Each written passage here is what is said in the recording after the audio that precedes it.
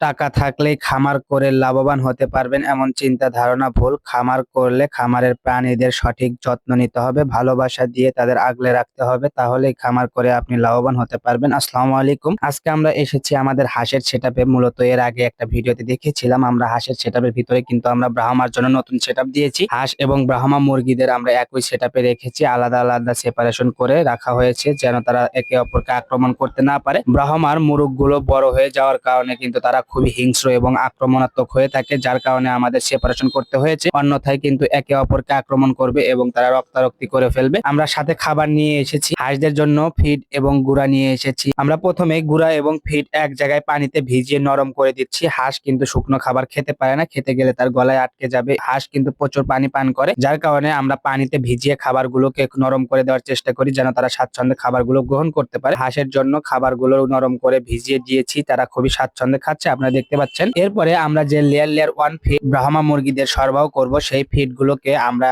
বলের ভিতরে ঢেলে নিচ্ছি যেন তাদেরকে সরবরাহ করতে আমাদের সুবিধা হয়। পলিথিনের ভিতরে ছিল, আমরা ঢেলে নেওয়ার সাথে সাথে দেখলাম হাঁস পাগলের মতো এসে ফিড খাওয়া শুরু করে দিয়েছে। যেহেতু এই হাঁসগুলোকে আমরা দীর্ঘদিন লেয়ার লেয়ার ওয়ান ফিড সরবরাহ করেছি, তাই তাদের একটা অভ্যাস আছে, ফিড দেখলে তারা পাগল হয়ে যায়। আমরা যদি হাঁসদেরও শুধু ফিড খাওয়াই তাহলে কিন্তু আমরা লাভবান হতে পারবো না, আমরা হাঁস থেকে কোনো প্রফিট পাবো না, আমাদের আরো লস হয়ে যাবে। যার কারণে আমরা গুঁড়া এবং ফিড একসাথে মিশ্রণ করে খাওয়ানোর চেষ্টা করি, এতে আমাদের অনেকটা খাবারের টাকা সাশ্রয় হয়। এরপরে আমরা ব্রাহ্মা মুরগিদেরকে খাবার দিচ্ছিলাম, খাবার দিতে গিয়েই দেখি তারা হুড়োহুড়ি করতেছে এবং খাবার কার আগে কে খাবার খাবে সেই চিন্তায় তারা ব্যস্ত। আমাদের হাত থেকে তারা খাবার খাওয়া শুরু করে দিল। ব্রাহ্মা মুরগিদেরকে খাবার সরবরাহ করার পরে আমরা সেটআপের ভিতরে পানি সরবরাহ করে দিয়েছি। হাঁস এবং মুরগিগুলো খুবই স্বাচ্ছন্দ্যে খাবারগুলো গ্রহণ করতেছে। ব্রাহ্মা মুরগি বছরে সর্বোচ্চ 80 থেকে 100টি পর্যন্ত ডিম দেয়। আজকে তারা ডিম দেয়নি, তারা 2-1 দিন পর পর ডিম দেয়। প্রতিনিয়ত আমরা ব্রাহ্মা মুরগি থেকে ডিম সংগ্রহ করতে পারি না, এটা ব্রাহ্মা জাতের একটা বৈশিষ্ট্য, তারা বছরে সর্বোচ্চ 80 থেকে 100টি পর্যন্ত ডিম দিয়ে থাকে। আজকে তাই আমরা তাদের থেকে কোনো ডিম পাইনি, আগামীকাল ইনশাআল্লাহ 2-1টা ডিম পাওয়া যেতে পারে। আপনারা যারা খামার করেছেন, বিশেষ করে যারা হাঁস পালন করেন, তারা অবশ্যই হাঁসের সঠিক যত্ন নেবেন। সঠিক যত্নের মাধ্যমে তাদের শারীরিক স্বাস্থ্য ঠিক রাখবেন, এতে আপনি অল্প খরচে লাভবান হতে পারবেন। এবং আপনি যদি শুধু খামার করেন এবং প্রাণীদের যত্ন না নেন, অবহেলা করেন, তাহলে কিন্তু আপনি সেখান থেকে লাভবান হতে পারবেন না এবং খামার করে আপনি লোকসানের শিকার হবেন।